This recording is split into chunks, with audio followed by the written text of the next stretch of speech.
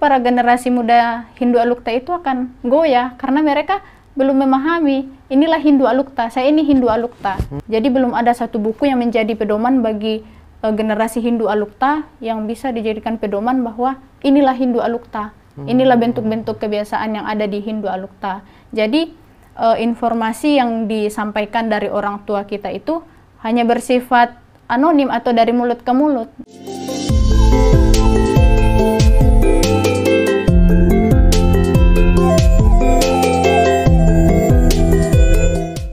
Om Swastiastu.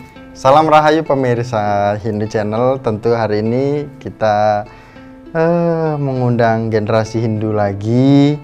Kemarin kita mengundang, mungkin udah nonton ya? Udah. Generasi dari Bali, dari Jawa, kemudian ada juga dari Kalimantan. Tidak hanya generasi Hindu, juga ada tokoh-tokoh Hindu juga dari Papua, dari Jawa, dari Bali. Sering nonton nggak? Sering sih. Sering ya? Nah, pemirsa Hindu Channel, hari ini kita mendatangkan generasi Hindu dari Sulawesi Barat, Hindu Alukta. Kenapa kita mengundang generasi Hindu ini? Karena ada banyak juga memberikan saran ke kami dari Hindu Channel, tolong undang dari Sulawesi, ada tuh dari Alukta, sama satu lagi dari apa tadi itu, ada Alukta, Tolotang juga. Nah, tapi kita sudah berhasil menghubungi dari Alukta. Nah, namanya itu Elin Benyamin. Kayak orang Jakarta gitu. Tapi kalau misalnya ketemu orang pasti dikirain Jakarta ya? Orang Betawi. Padahal orang Sulawesi. Sulawesi asli. Iya, asli. Nah, Sulawesinya di mana? Sulawesi Barat. Tepatnya Sulawesi Barat, di Mamasa. Lokasi daerah desanya? Di Kabupaten Mamasa, Kecamatan Mesawa. Desanya Desa Ripung, Sikuku. Kebanyakan di situ umat Hindu atau? Kalau di sana dulunya itu menjadi mayoritas, umat Hindu itu menjadi mayoritas, namun di zaman sekarang sudah menjadi minoritas. Oh. Ya. Nah, ini boleh nanya ya? Boleh. Tapi ada batasan untuk menjawab apa enggak untuk tradisi di sana? Tidak boleh menjelaskan secara mendalam tentang agama atau tentang tradisi, enggak juga? Selagi paham atau seperti apa? Iya, selagi paham boleh dijelaskan. Nah, boleh nanya ya. Tentu saja pertanyaannya itu kan gimana sih? Dan ceritanya gimana kalau menjadi Hindu Alukta? Gitu kan. Gimana ceritanya? Ya. Sedikit bercerita, menjadi seorang generasi Hindu Alukta itu merupakan suatu kebanggaan bagi saya sendiri. Kenapa? Karena Hindu Alukta itu menjadi identitas saya. Leluhur orang tua saya itu asli orang Hindu Alukta dan bertempat tinggal asli di Mamasa. Nah, kemudian dengan melihat dan memahami banyak ajaran-ajaran yang ada di sana, itu menjadi suatu kebanggaan bagi saya sendiri. Karena dengan begitu saya mengetahui bahwa inilah identitas saya. Inilah saya sebagai generasi Hindu Alukta yang mestinya mampu untuk berdiri dan membuktikan bahwa ternyata di Sulawesi itu juga ada Hindu dan namanya itu Hindu Alukta. Hindu Alukta. Iya. Nah, ini manggilnya Elin apa Benyamin? Elin. Elin ya, jangan Benyamin nanti dikira. Nah, Elin, tradisi di sana itu yang pernah dirasakan atau pernah dipelajari, apalagi sekarang Elin itu kan belajar di Sekolah Tinggi Agama Hindu. Iya. Terus berada di lingkungan orang-orang Bali. Ada nggak kesamaan tentang Hindu pada umumnya dengan Hindu di Alukta? Baik. Untuk tradisinya ada. Namun sebelum itu, sebelum saya menjelaskan bentuk-bentuk tradisinya, mungkin saya akan menjelaskan terlebih dahulu gimana sih konsep Hindu Alukta yang ada di Sulawesi Barat. Nah, Hindu Alukta di Sulawesi Barat itu memiliki banyak sekali kesamaan dengan Hindu Bali. Mengapa? Karena dapat dilihat dari bentuk-bentuk tradisinya, kemudian sarana yang digunakan, kemudian dari segi banten-bantennya itu memiliki kesamaan. Cuman itu tadi yang saya bilang bahwa mungkin hanya perbedaan pada nama. Penyebutan. Iya, penyebutan nama, mulai dari penyebutan nama Tuhan kan di sana juga berbeda. Di dalam Hindu Bali itu menyebutkan bahwa Tuhan itu disebut dengan Sang Hyang Widiwasa. Nah, kalau di tempat saya di Hindu Alukta itu namanya Dewata.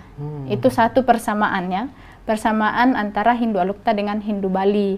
Kemudian yang lain seperti hari raya itu kan di sana menyebut ada hari raya yang disebut dengan Hindu Alukta. Nah, di dalam Hindu secara umum itu ada juga yaitu Hari Raya Galungan. Oh, Raya Galungan. Iya, Berarti di tempat Hari Raya Galungan.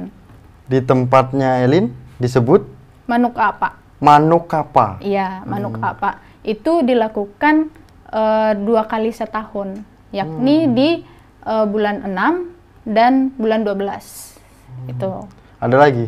Kemudian untuk bentuk-bentuk kesamaan yang lainnya, mungkin kalau di Hindu secara umum kan ada yang disebut dengan porosan. Nah, di tempat saya juga ada, itu namanya Pak Sakin. Itu dalam Hindu Alukta. Kemudian yang berikut yang saya ketahui ya Kak, itu di Hindu secara umum kan meyakini Pancasrada. Nah, di tempat saya juga meyakini itu, namun namanya itu 5 Kapatonganan. 5 Kapatonganan. Nah, yang pertama kan Dewata. Itu artinya bahwa dipatongan dengan disanga Dewata. Nah, dalam Hindu Bali kan dia menyebutnya dengan percaya adanya Brahman.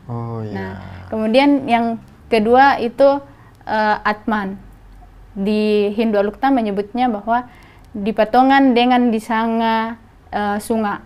Nah, dalam Hindu secara umum kan menyebutnya percaya adanya Atma kan. Kemudian yang ketiga yaitu Asele Papalako. Kalau di Hindu Alukta itu menyebutnya Asele Papalako. Nah, dalam Hindu secara umum itu menyebutnya karma pala atau hasil dari perbuatan. Nah, kemudian yang keempat yaitu dipatongan dengan disanga kadadian Sule.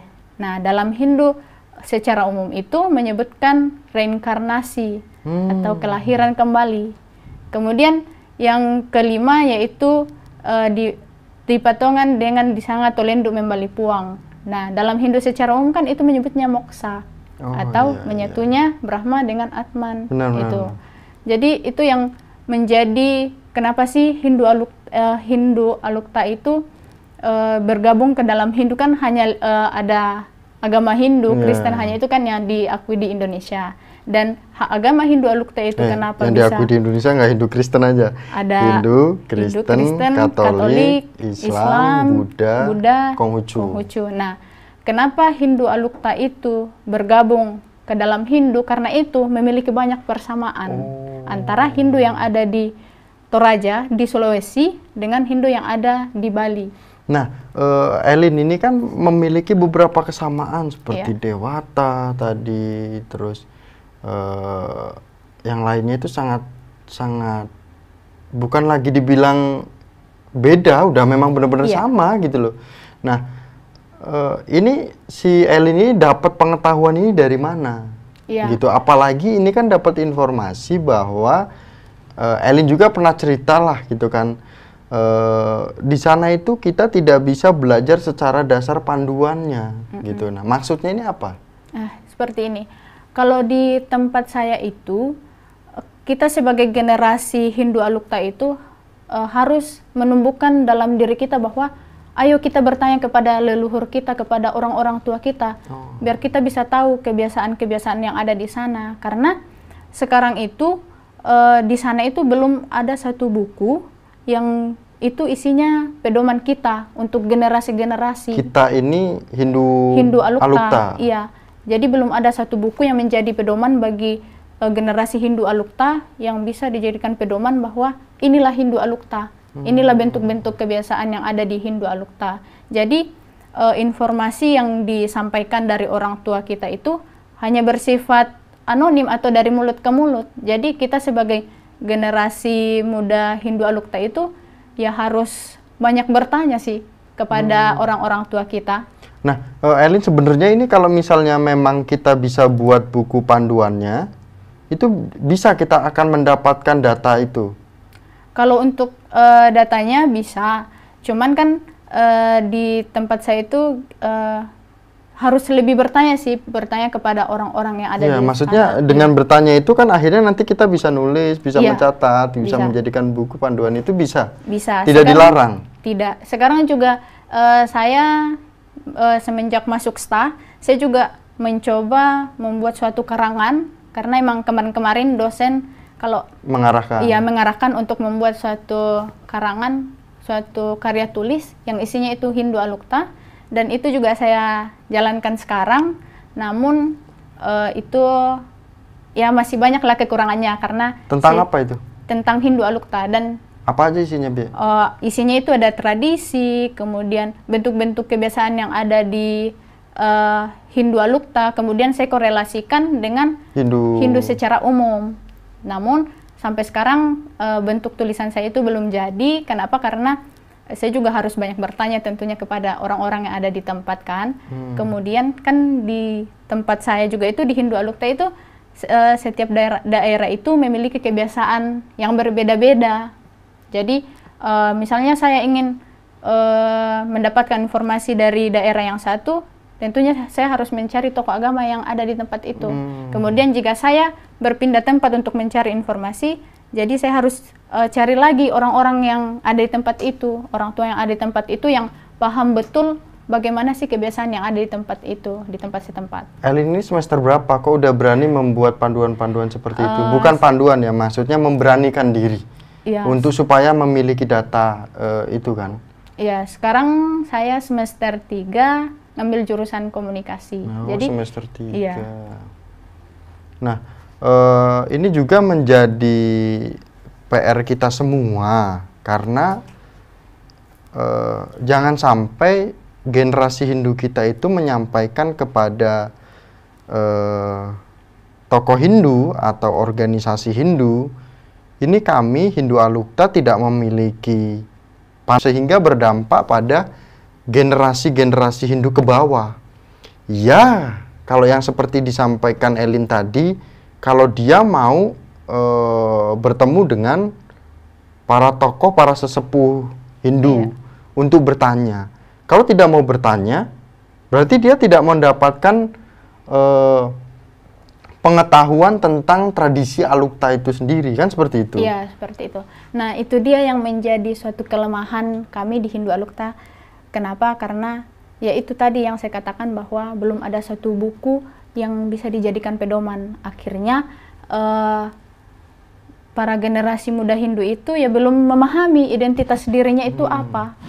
Hindu Alukta itu seperti apa, ya. Oleh karena itu tentunya para generasi muda Hindu yang belum mendalami Hindu Alukta itu ya pasti mudah buat goyah. Yeah. Karena kenapa?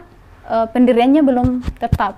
Nah, biasanya itu yang membuat goyah itu apa, Elin, biasanya? Yang pertama karena dari diri sendiri, generasi Hindu Alukta yang kurang bertanya, kurang memahami Hindu Alukta. Kemudian yang kedua ya itu tadi yang saya katakan, kurangnya buku yang bisa dijadikan pedoman yang isinya kebiasaan-kebiasaan tradisi. Kemudian yang ketiga itu contohnya nih Kak, kalau ada suatu aliran lain yang masuk ke daerah misalnya di daerah saya, di daerah sekuku itu, ya pasti mereka akan menyebarkan ajaran-ajaran agamanya kan. Nah, di situ para generasi muda Hindu Alukta itu akan goyah karena mereka belum memahami inilah Hindu Alukta, saya ini Hindu Alukta dan ini Hindu Alukta itu. Jadi kayak mereka tuh mulai goyah. Nah, Elin, kalau mungkin Elin paham secara tradisinya atau mengetahui, karena kan Elin berada di daerah Sulawesi, pasti kan tahulah setiap harinya tradisi di sana itu seperti apa kan gitu. Nah, bisa nggak memberikan bayangan kepada kami, mungkin pemirsa Hindu Channel yang nonton itu, di sana itu ketika melakukan persembahyangan itu bagaimana? Kalau kita itu kan, ada pura, ada sanggar. Kalau di rumah itu ada pelangkiran gitu kan. Kalau di sana itu gimana? Karena kita dapat informasinya itu, ini dia menyatu dengan alam, dia sembahyang di tempat terbuka. Apakah benar? Nah, kalau ini kan langsung dari Elin yang menyampaikan gitu.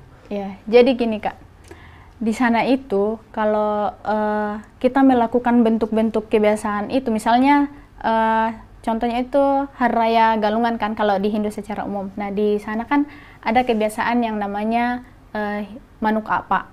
Nah, dalam pelaksanaan tradisi yang ada di Hindu Alukta itu, dia lebih kental dan lebih menyatu ke alam. Nah, pertama saya bahas dari bentuk puranya. Dari bentuk pura yang ada di sana itu, dia tidak memiliki kayak namanya suling ya Kak. Itu pemangku ada, cuman yang bentuk-bentuk puranya itu. Oh, pelinggi. Ya, pelingginya itu tidak ada. Pagarnya ya. Ada. Pagarnya ada, tapi kayak lebih menyatu ke alam sih, lebih menyatu ke alam. Nah, kemudian dalam kita melakukan persembahyangan itu, seorang pemangku itu yang kalau di tempat saya sih namanya tomamang.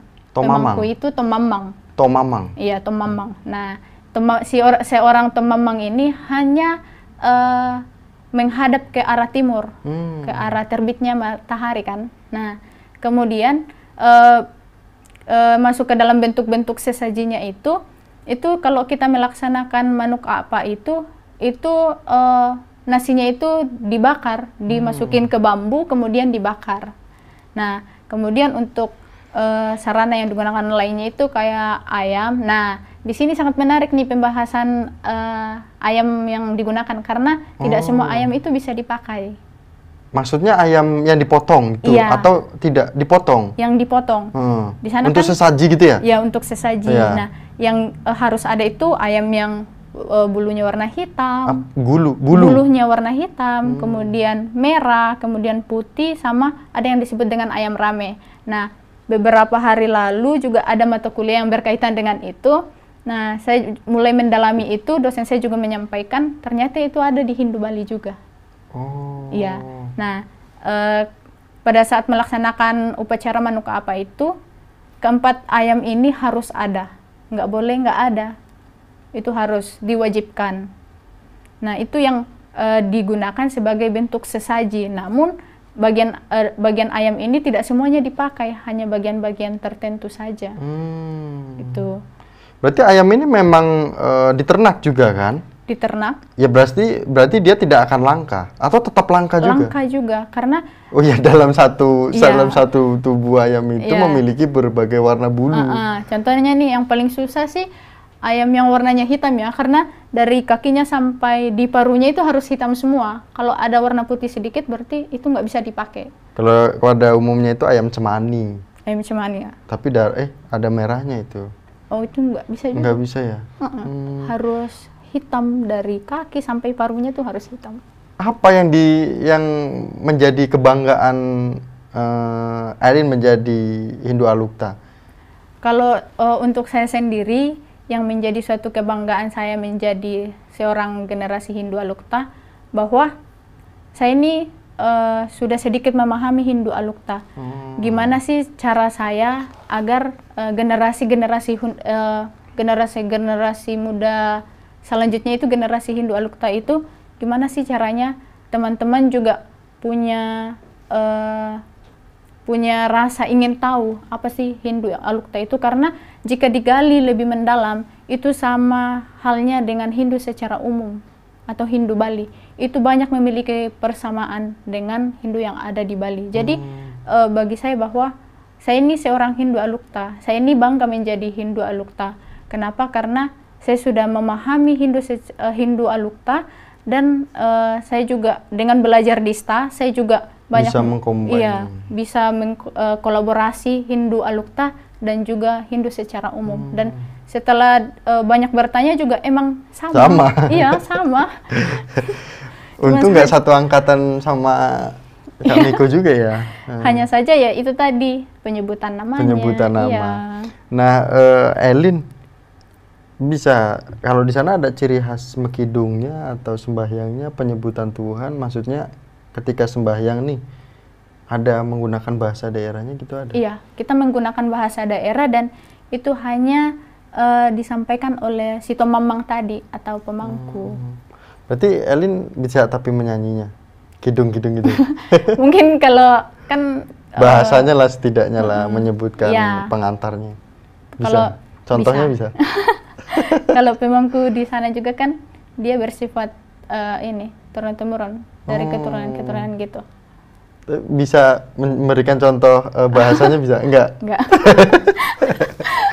Masih malu-malu pemirsa Hindu Channel.